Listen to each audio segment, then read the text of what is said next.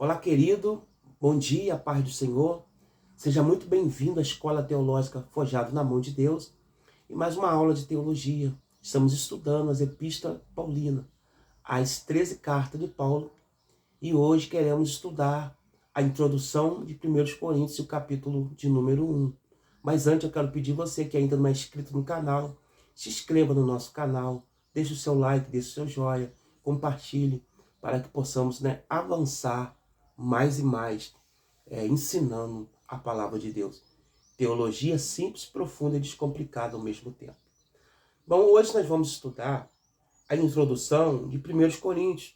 Essa carta magnífica, essa carta muito relevante para nós que pregamos a Bíblia. Então, nós vamos estar entrando agora, nesse exato momento, no estudo, na introdução da primeira carta de Paulo. Então, vamos lá, então. Coríntios era uma cidade que era muito movimentada, né? Uma cidade muito rica, ficava na Acaia, na Grécia. A igreja dos Coríntios era uma igreja de gentil convertido. Então, primeiro ponto, era uma igreja muito rica, ficava na Acaia, na Grécia. Não era uma igreja de judeus, porém era uma igreja de gentil, que foram convertidos ao cristianismo, e se tornou uma igreja muito forte e rica naquela época. Outra coisa interessante, era uma igreja cheia do poder de Deus, abundava em dons, mas cheia de problema. Olha aí, hein? Uma igreja cheia do poder de Deus, cheia de dons espirituais, porém uma igreja muito problemática. Perceba que a igreja de Coríntios era uma igreja dos dons espirituais. 1 Coríntios, capítulo de número 12, versículo de número 8, o apóstolo Paulo ele vai relacionar os 9 dons que Deus dá para a igreja, que são palavra da sabedoria, palavra da ciência, o discernimento de espírito, o dom de profecia, variedade de língua, interpretação de língua, o dom da fé, o dom da cura e operação de maravilha. Então são 9 dons espiritual dada diretamente de Deus para a igreja, para a edificação, para o crescimento da igreja, para que a igreja use esses dons, os irmãos usem esses dons em prol do reino de Deus. E todos os dons espiritual não é para promover o homem, não é para promover o ser humano, porém para dar crescimento à obra do Senhor. Então, perceba que era uma igreja que abundava em dons, porém era uma igreja problemática. A igreja problemática, ela precisa ser tratada, e Paulo trata com veemência. Paulo ele é duro. Quando a gente lê os 15 capítulos da primeira carta de Paulo aos Coríntios, nós vamos ver que teve momentos que Paulo foi enérgico, teve um momento que Paulo foi taxativo demais, teve momentos que Paulo foi duro, mas duro mesmo. Mas foi necessário essa dureza para que as coisas de Deus viessem tomar uma proporção benéfica para o reino de Deus. Outra coisa interessante é que a igreja ela era abundante no poder de Deus, recheada de poder de Deus, porém cheia de problema e carnalidade, porque onde não há tratamento de caráter, reina a carnalidade. Então, o caráter ele precisa ser tratado. Quando o caráter não é tratado, reina a carnalidade. Então, trate o seu caráter. O caráter precisa ser tratado. Uma vez que eu venho para Cristo, eu recebo Cristo como autor e consumador da minha fé, eu já não vivo mais como eu vivia no passado. Se eu vivia de mentira, eu não posso viver de mentira. Se eu vivia de falsidade, eu não posso mais viver de falsidade. Se eu vivia uma vida de dupla personalidade, eu não posso ter mais. Se eu vivia uma vida de fornicação e adultério, eu não posso ter mais, porque a partir do princípio da minha convenção, a partir desse pressuposto que a convenção, eu tenho que mudar o meu comportamento, porque eu tenho Cristo e eu sou diferente.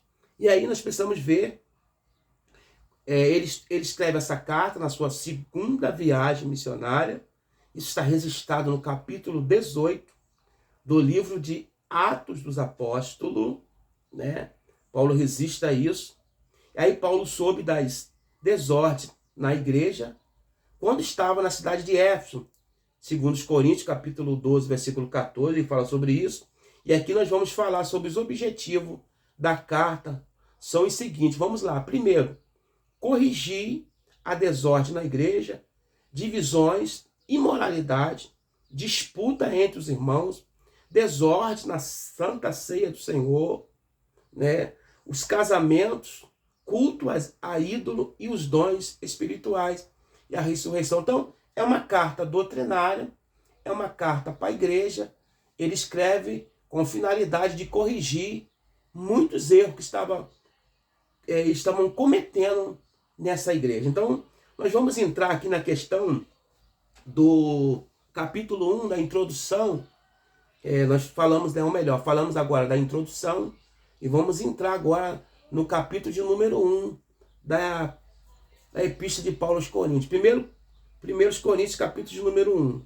Vamos lá, o que está acontecendo no capítulo de número 1? O que está por trás ali da cortina ali? Precisamos, né, esmiuçar, explicar o que está acontecendo no capítulo de número 1. A igreja em Corinto estava dividida. Uns diziam que eram de Paulo, outros de Apolo, de Cefas ou Pedro. Paulo pergunta, olha só, hein, se Cristo está dividido, ou se Paulo foi crucificado por ele. Que coisa linda, né? As divisões na igreja é um perigo, quanto uns preferem e outros gerando carnalidade. Então, a igreja de Corinto, no capítulo 1 aqui, a igreja está dividida, porque tinha tinha 4 grupos dentro da igreja. A questão de partidarismo é muito perigoso, porque a igreja está dividida. Tinha um grupo que se dizia, eu sou de Cristo. Bom, Cristo morreu na cruz. Outro grupo dizia, eu sou de Paulo. E outro grupinho dizia, eu sou de Apolo. E outros diziam, eu sou de Cefas, que é o mesmo Pedro. Então, a igreja de Corinto está dividida.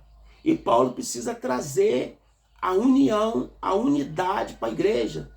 O Salmo 133, que é o salmo escrito pelo magnífico irmão rei Davi, ele diz, ó quão bom e quão suave é que os irmãos vivam em união.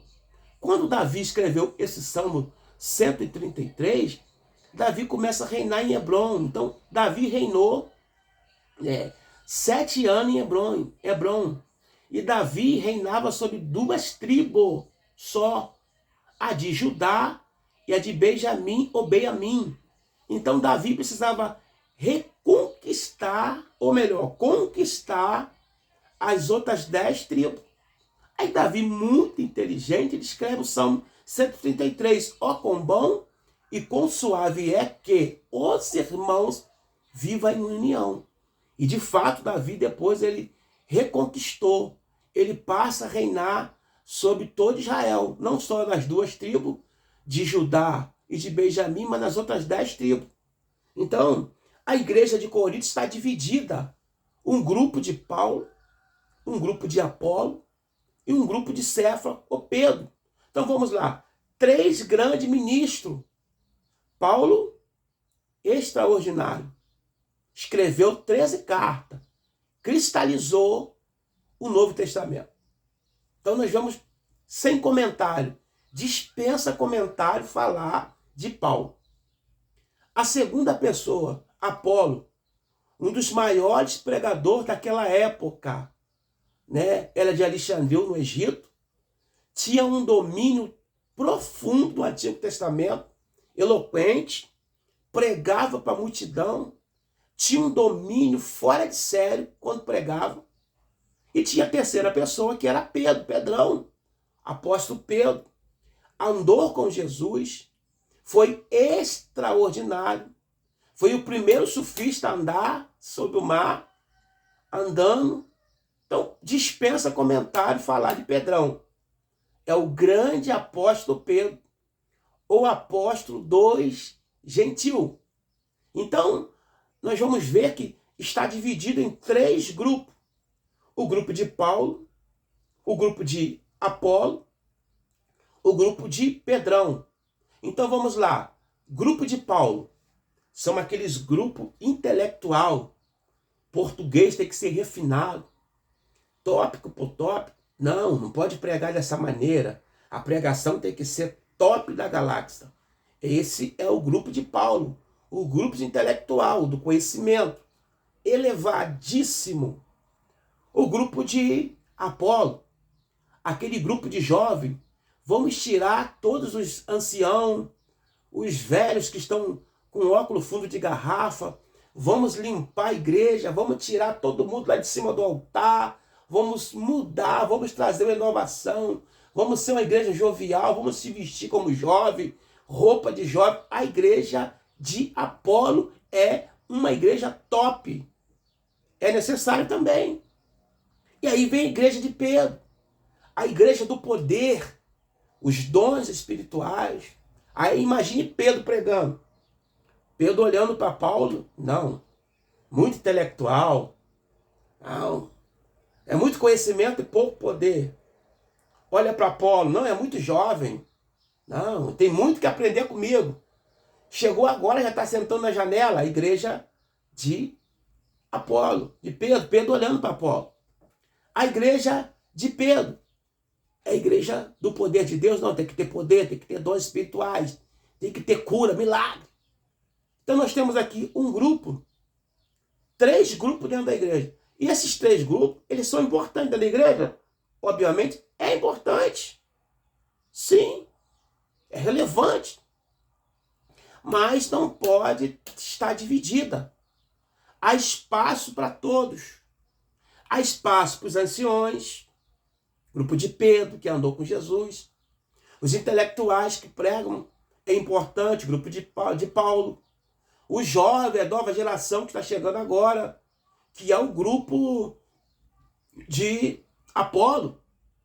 Então uma igreja está dividida. Aí Paulo toma a palavra, Paulo diz assim, olha, a igreja está dividida. Não pode ter divisão dentro da igreja.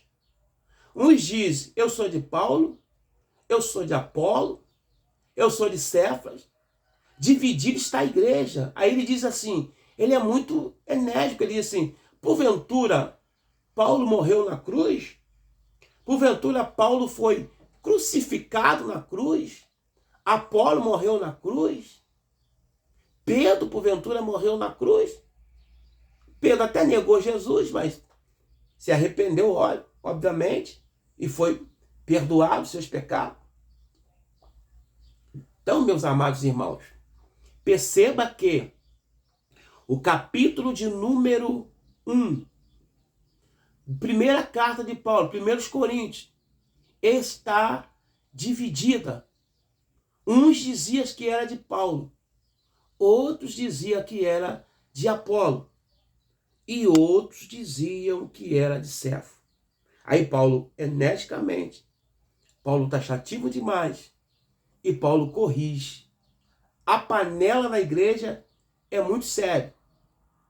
Já viu aquela igreja que tem aquele grupinho? Que você já sabe de tudo. Quem vai dirigir o culto, quem vai pregar, quem vai cantar. É uma panela. E precisa tomar bastante cuidado com esse tipo de panela, com esse tipo de coisa dentro da igreja. No final você vai ver que não vai dar bom, vai dar ruim. Como diz a linguagem de hoje, não vai dar coisa boa. Então Paulo escreve, né, isso aí. Outra coisa interessante, olha que texto. Em 1 Coríntios, capítulo de número 1, versículo 10 ao 13, Paulo diz assim, visto como na sabedoria de Deus o mundo não o conhece, por sua própria sabedoria, agradou a Deus salvar os que crê pela loucura da pregação.